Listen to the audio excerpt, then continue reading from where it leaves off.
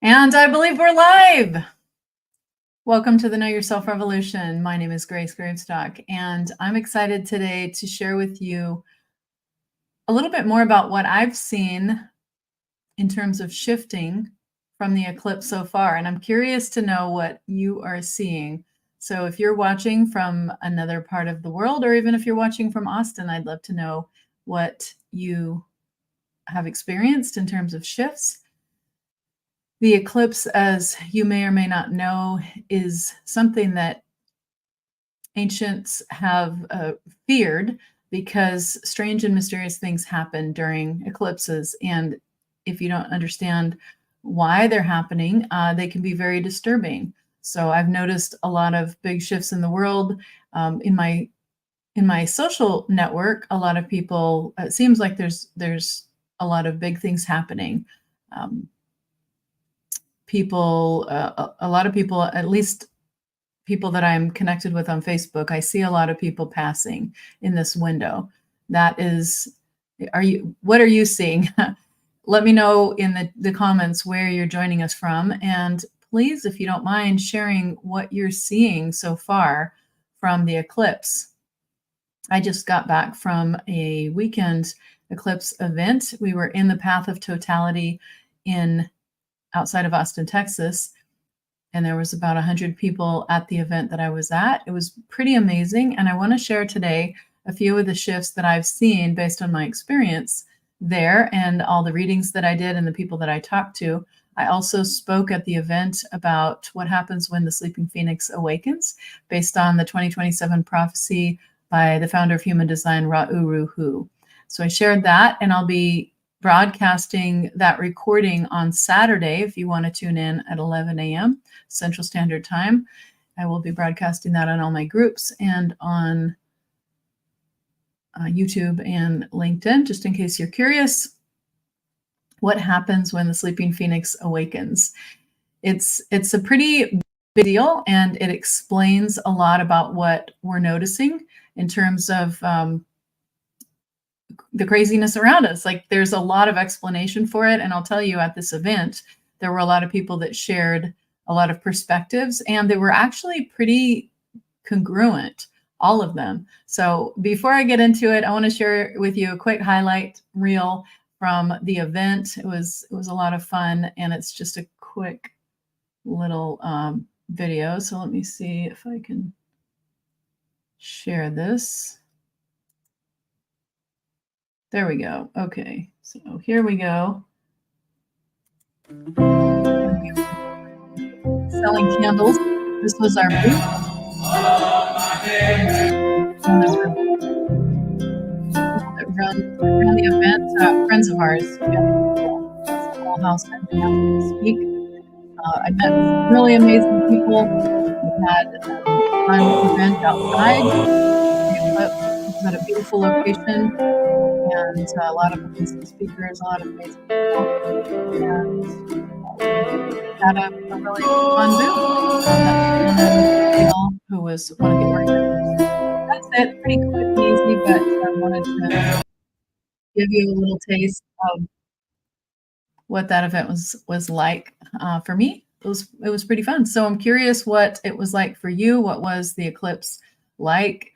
I have heard reports from my friends and family around the country about how it was not as much visible in California, for instance. And we had a lot of clouds that day, but we did have some sight to it in the moment. It was interesting how dark it got. Did you notice where you were? At least where I was in the Path of Totality, it got really dark and it got pretty cold. I actually was wishing that I had a blanket for a little bit of the time. So it was pretty fascinating. If you are joining us from another location, please, I see that we have people joining us from different places. Please put in the chat where you are joining us from. And if you did notice anything about shifts that you've seen during the eclipse, it could be global shifts. I know there were a lot of layoffs announced recently. That's a continuing shift, but it seems like a lot of there was a big shift in California with people who work in the food service industry. A lot of people getting laid off related to that. So, I mean, there's shifts. Like, what is a shift, and what does it look like where you are? What I noticed where I was that the people that I was with, and I was in a very conscious community of people who are pretty aware and awake, I'm going to say, about what's going on in the world. And all of us were united in what I would consider the Know Yourself Revolution. It's people that wanted to raise the frequency of the planet and help everyone to maximize their potential. Essentially, I mean, I met a lot of other coaches and healers and guides, some really amazing musicians. There was a Lama from Tibet there, and there were some other speakers and healers from all over the world. So it was a pretty interesting event, and I enjoyed talking to all these amazing people, and I got to give a lot of readings. And really, the most interesting part for me was seeing how people are adapting to the shifts in their world. And so the most common thing that I found when people came to my came to get a reading is they said, you know, I feel like I'm on the cusp of something, and I'm looking for guidance, and I really just want to know what I'm really here for. And so I think that having that information about what you're literally hardwired to be and do is really valuable at these times, in this time that we're in, because it helps you to focus your energy in the place where you can be the most productive.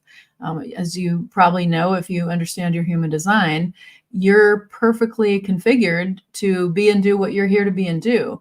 And the biggest part of your purpose, and want to remind you, is to be yourself. But what does that mean?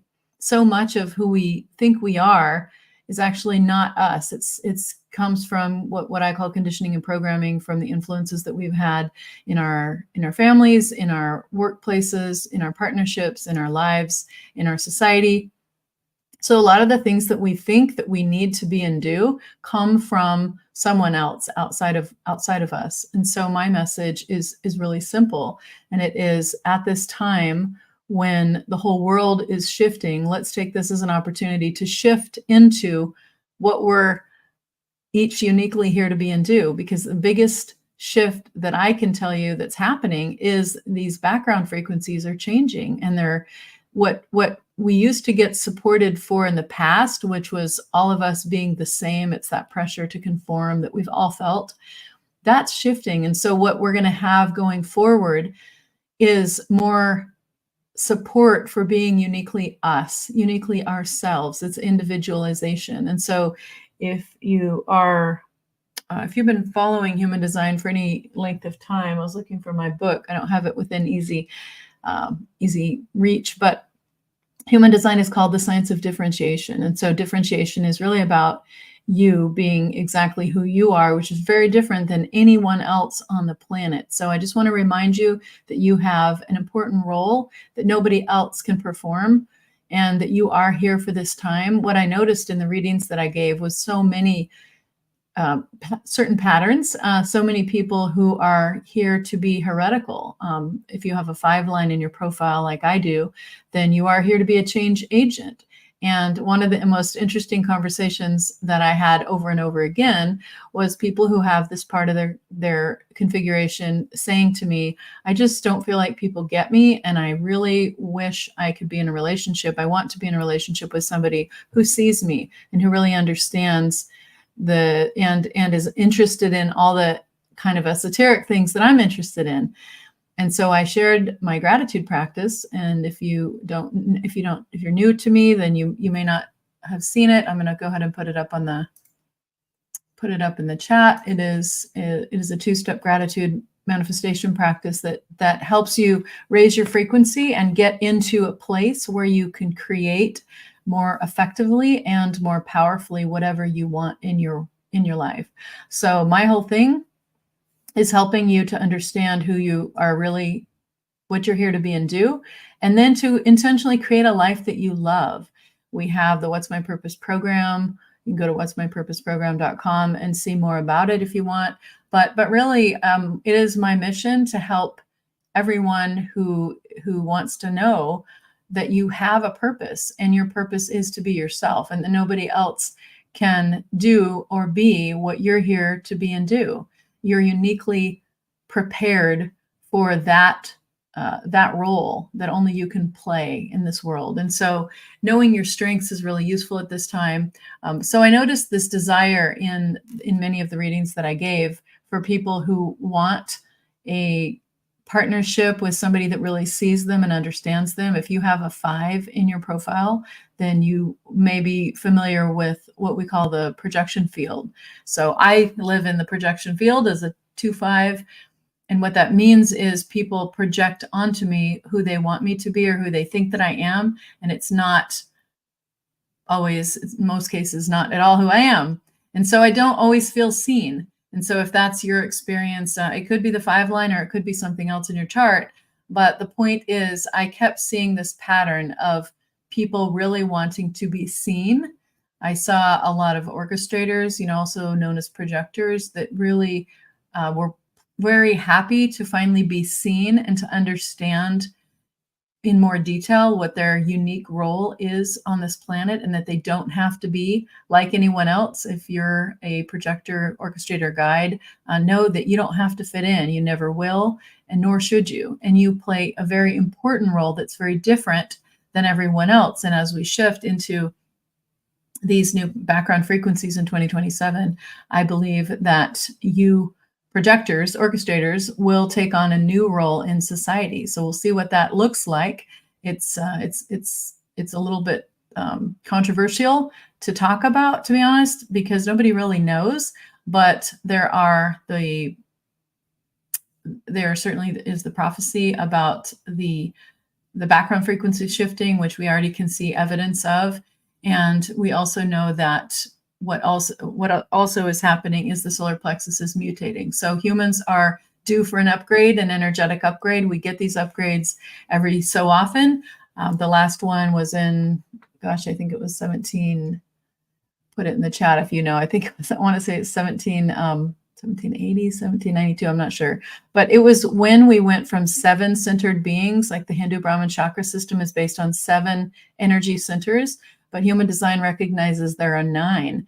And there are other people that see and experience more than that. But in terms of what we can talk about in human design, we have 9 energy centers. So why am I saying that? I'm saying that humanity has gone through and will continue to go through upgrades. And so we shift, we change, we grow. And so one of these big shifts that we're going through is this solar plexus mutation. That's what it's called. And so I'll be sharing a little bit more about it on Saturday when I talk about what happens when the sleeping phoenix awakens. That's on Saturday at 11 a.m. I'll be posting that in all these same channels shortly.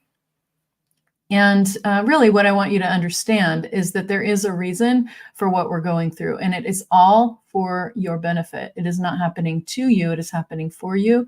And so I'm just curious what kind of shifts you're seeing. I certainly am seeing in all the readings that I did over the weekend, there's probably at least, I should count them really, but anyways, quite a few. I was busy doing readings the last 2 days after I spoke, and I would say that so many people are really wanting to step into their purpose work. And that really makes me feel excited, because it means that there is that burning desire in all of us that we all sense, but only a few people are brave enough to express. And that is the desire to really step out of our comfort zone and be and do something a little bit different, something that we're called to. I mean, some people are lucky enough or blessed to already have that clarity about what their calling is, and maybe they're even making money in that profession.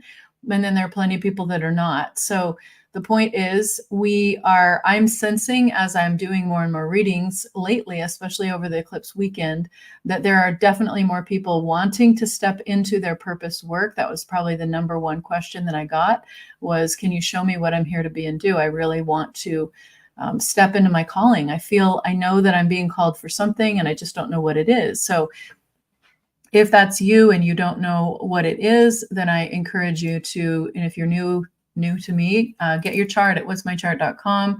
That's a good first step. And then the next thing would be to get a reading. Let me see if I have that link here to get a reading. Yeah, here it is. Calendly.com/ggravestock. So you can get a reading, find out what you're uniquely designed to be and do. The good thing is we all have a unique configuration and we have a unique genius that nobody else can do. There literally are things about you that are easy for you and fun that somebody else would value, and you probably don't even recognize what they are. So you can get those if you get your career roadmap. That's at what'smychart.com. You'll just scroll down and see that career roadmap. It's literally a written human design report that's based on your unique configuration that focuses, it's about 20 pages, focuses on all the things that you're uniquely designed to be and do. So if you know somebody that is in this transition, I know there are a lot of people that just got laid off in the last couple of weeks. If you know somebody in transition, send them there, send them to me, get the free, start with the free chart, what'smychart.com. It's a 2-page personalized report on what your purpose is. And if you want to know more, download the career roadmap and find out what you're uniquely configured for as it relates to work. This is the things that you are uniquely gifted to be able to do. They're probably fun and easy for you. My dad used to say, if you do what you love, you'll never work a day in your life. And that's been true. I've always been really blessed and focused to be able to do work that I really enjoy. And so even though I work really hard and long hours, and I'm looking for ways to simplify my life and to be more efficient and effective, for sure, that is the trend going forward for all of us, I believe. And that's why it's so important that we focus not just on what we do, but who we be. So being and doing, that's why I specifically say what you're uniquely designed to be and do, because so many of us focus just on the doing part. We're not really focused on the being. And that's a huge part that we're missing if we are. And it's a part that's going to be increasingly more important as we get into the 2027 timeframe and we move into these big changes that are happening. Just imagine, I mean, if and when AI takes over a lot more of the work, then what are we going to be doing? We're going to be doing more being, is what I believe. We're going to be doing more being. And so what does that mean? It means we need to focus on what does it mean? What does it feel like to actually be instead of do all the time? Our whole sense of value is going to shift. It is already shifting. If you've been doing work for the last 20 or 30 years and that work is going away, what are you going to do now? I'm giving you the opportunity to find out what you're uniquely resourced to do. And what I'm going to suggest is that for all of us, there will be a shift into being instead of doing. And that's why the projectors and orchestrators are going to have an increased visibility in their role. Because guess what? If you're a non-energy type, meaning you're what we call an orchestrator, an analyst, or a trailblazer, these are what we call non-energy types. This means that you folks are better at being, and whereas we builder types are better at doing. And so if you're a builder type, 70% of us are, we have built our identity around all the things that we are here to do. And we feel like if we do more, we're worth more, right? And we get paid more, whatever it is. But the fact is, at some point, that doing becomes counterproductive. And going forward, I just feel like there's going to be increasing focus on being. And the way the economy is going to shift, I believe, is going to be an increase in people and organizations that enhance the well-being of others, which is different than what we've had in the past. So getting in touch with who you are and what you're meant to be and do is going to be increasingly important when the things that you have built your life around, your identity about all the things that you do, are no longer relevant. I'm actually talking about why your next job has no job description on Friday for the Job Club here in Austin. And I will be broadcasting that. You can join us live on Zoom. I'll be posting that later this evening. That's at 10:30 on Friday Central Standard Time. It's a presentation I'm doing for the Job Club, and we're talking about how to know exactly what you're here to be and do.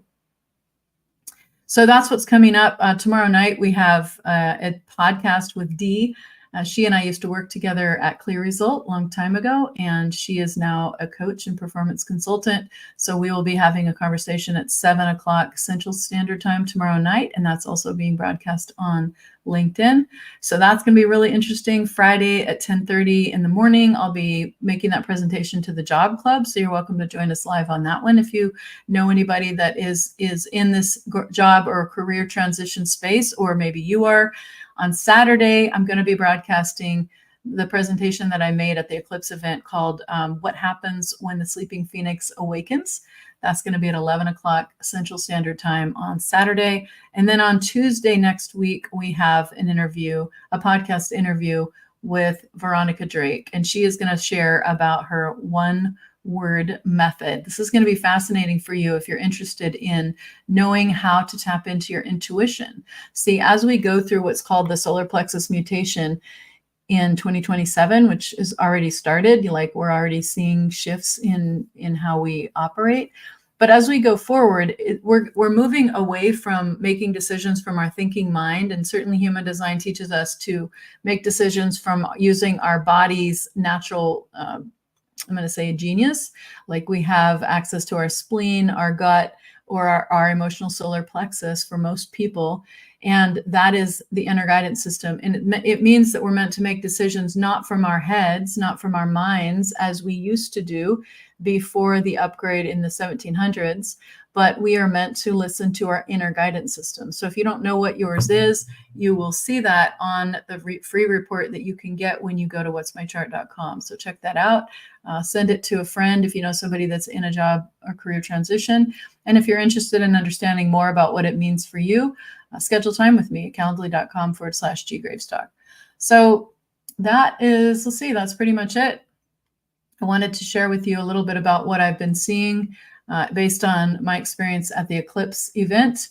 And I'm certainly, a quick recap, if you just joined us, I am seeing more and more people are focused on what is my purpose? What am I here to be and do? A lot of people said to me, I am not getting any younger, and I really know that I have a limited time left. And I really want to focus that energy on making the most of what I have and to really do what I'm here to be and do. So can you help me? And that is what I'm here to do, is offer shortcuts. In my human design, I am what's called an express builder, or a time bender, or a manifesting generator. And so one of our superpowers is shortcuts. So you can certainly figure it out yourself. I certainly give you a lot of opportunity and resources all the time for people who are the DIYers among us. I respect you and I honor you. But if you don't have time to figure all this stuff out and you want some shortcuts, you want some help, some support to get there faster, then you can leverage my career, blue chip organizations, countries, government agencies. I've worked with a lot of really smart people, and my specialty is helping make change fun and easy. So if you are going through a change right now, or you know somebody that is, have them schedule some time with me. I would love to make that easy for you. And you can get a taste of what this is all about at what'smychart.com. You'll get your 2-page report. And if you're just joining us now, or you're watching the replay, then please put in the comments where you're joining from and what shifts that you've seen from the eclipse so far. I think that when I talked to my sister, she said that the number one thing that was Googled was, is the world ending on April 8th? And apparently Alexa was trained to say yes, or something crazy. I don't know. I haven't researched it, but that's what I was told. So crazy things people are seeing and hearing and learning. But really, all that really matters is, what is your experience? What are you noticing in yourself? And I'm going to just close by being really vulnerable and sharing something very personal here. Over the last, I'm going to say, this eclipse window, I've been through a lot of really powerful healing sessions with some of the speakers that I promote on my show, because I only promote people that I believe in and that I truly believe can serve you as one of my listeners. And so I had several sessions that were really, really impactful. In fact, I've been through 2 theta healing sessions and another session which is going to sound weird to you, I'm sure, probably. It's called a soul retrieval. I used to think that was a bunch of BS. Pardon my language. I really thought that it was just made up and it couldn't possibly be real. But I'll be honest with you, after going through it myself, it was so powerful that after that experience, actually during that experience, I thought if I would have had this session 10 years ago, I would have chosen to have my own children. Like that's how powerful it was. It totally shifted everything for me. So I'm sharing here what eclipse shifts I've seen in myself, and I'm curious what eclipse shifts you've seen in yourself. So one of the shifts that I saw in myself was this just burning desire to just be to move past the physical pain. I've had a lot of physical pain in my life with migraine headaches, with a marriage that was really painful, and so many other things. And I finally said to God, like, look, this was a couple weeks ago, right before the eclipse started. I said, look, I'm really done with all this pain, and I can't handle it anymore. I'm not going to spend a few more decades dealing with these horrible migraines, with the headaches. At that time, I had some pain in my tooth from a crown, and that was broken. And I just said, I can't do it. Just take me out. I'm ready to go unless you can help me, give me some solutions. And so right after that was when I met and had these sessions, met these people and had these sessions that have totally changed my life. And I've seen physical evidence in my bank account of the shifts that are happening within me. About, for instance, one of the beliefs that I didn't know that I had was I had apparently taken a vow of poverty.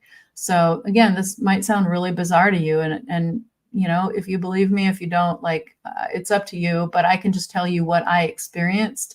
So when she asked me to do a body test, which is listening to my inner guidance system and checking in about this vow of poverty, I got a definite yes on that.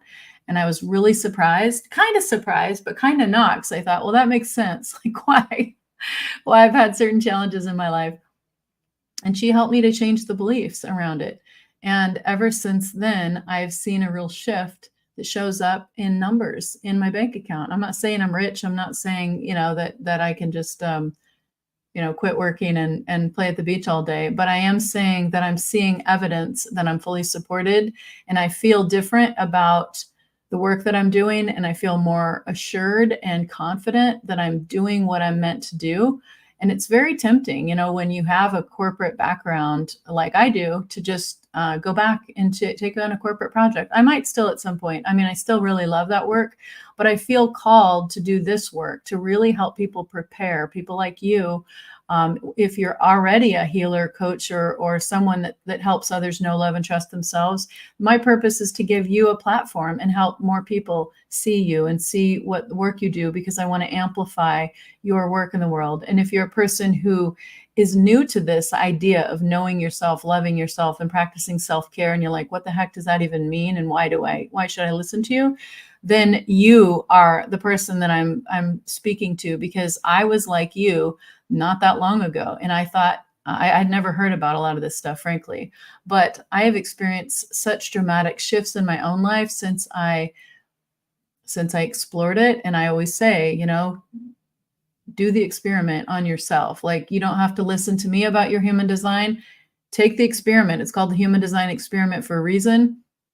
It means that you're experimenting you're experimenting with it in your own life. And that's how you know if it's working or not. It's not because I told you so. It's because you're going to look at your life and say, is this true? Oh my gosh, this is true. Wow.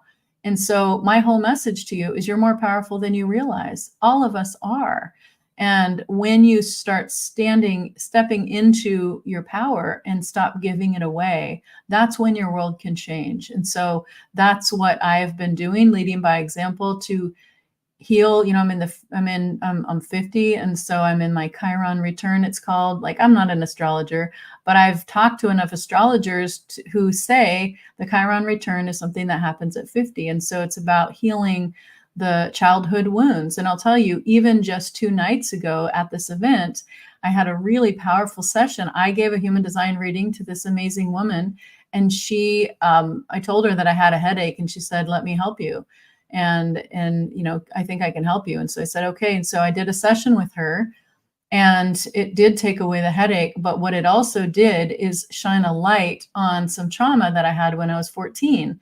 And I never saw certain connections, but when I was 14, my mom and dad got separated, whatever. And I'm not trying to whine about my poor me or anything, but it was a turning point in my life. And here's why.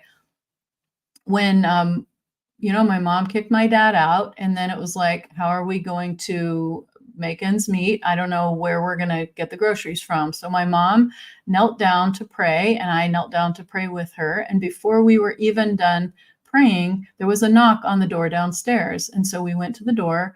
I went down to the door with her and opened the door, and there was nobody there, but there was 4 bags of groceries. And it was amazing that it was all the same. It was the food that we would have chosen had we had money to go to the grocery store. And in this moment, this was a crucial, pivotal moment in my life. And I wish that I could tell you that I rejoiced and I said, wow, thank God, like we are protected. We are fully supported. I wish I would have said that. But what I said instead was I got really angry inside myself. I don't even think I expressed this to my mom at that point, but I remember just like having a really internal, like angry conversation with myself. And I said, I will never be in this position again where I have to depend on the kindness of strangers to eat. Like I was so humiliated and so embarrassed to be in that situation that we had to be in. And so I made this vow in my heart, even if I have to work 3 jobs, I'll do whatever it takes. Like, I don't care. I'm never going to be in this situation again. And so that decision at the age of 14, I believe, set me up for a lifetime of just being a workaholic and a lot of pain associated with that. And so I really think that the headaches were about the stress, because when she went into, some questions about it, and I've had a lot of people try to help me with the headaches, but I felt like we made some really big progress in this instance, because she asked me where they started. And I really couldn't remember when the first headache was, except when I was like 24. And then as she asked me more questions, it took me back to the age of 14. And I realized that I think all of this started when I was 14. And I decided to do this, this thing where I was just going to work to prove that I'm valuable, work to prove that I'm worthy, work to prove that I don't need anybody else. I wish I could say that I made a different decision, but that's my 14-year-old self was really hurt.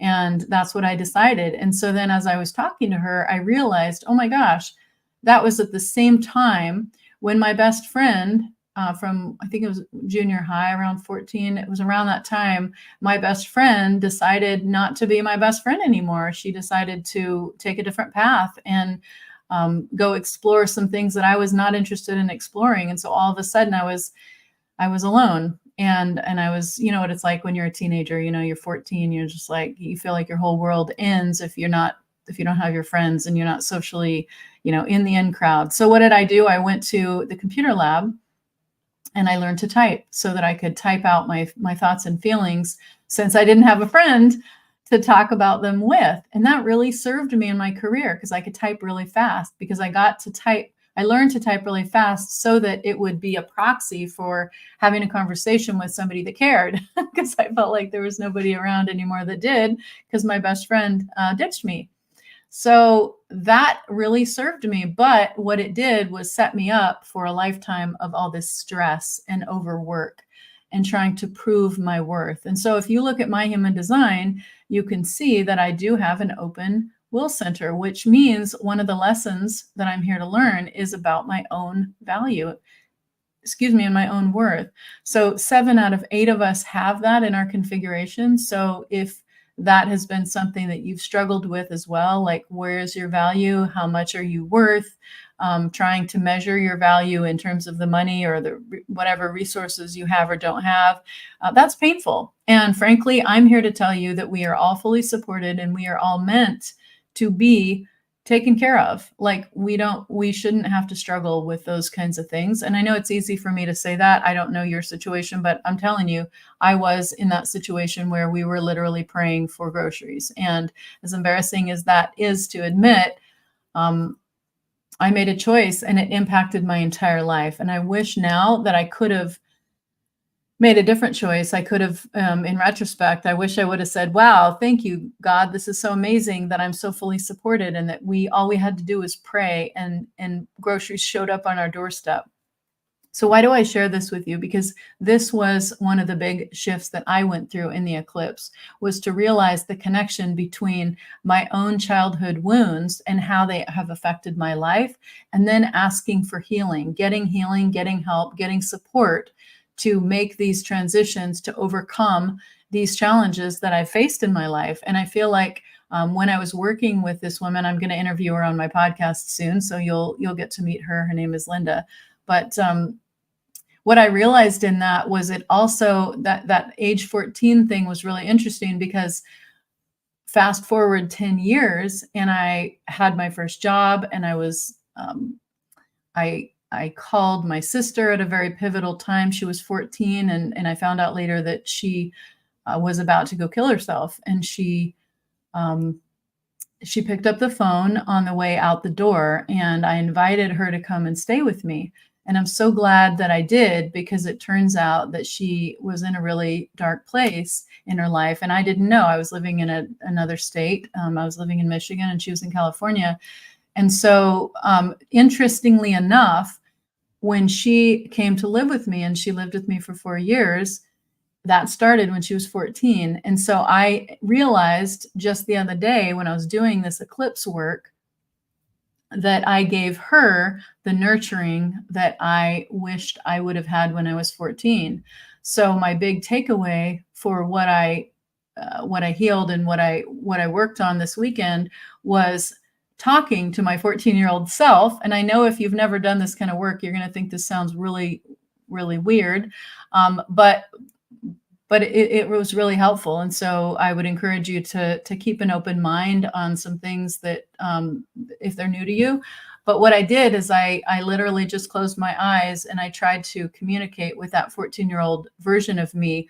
And I started crying. I broke down and I realized that those emotions were still there, and it was still very tender. And so as I showed up as my adult self, and I embraced my 14-year-old self, I realized that she needed that. And somehow there was healing that happened in that process.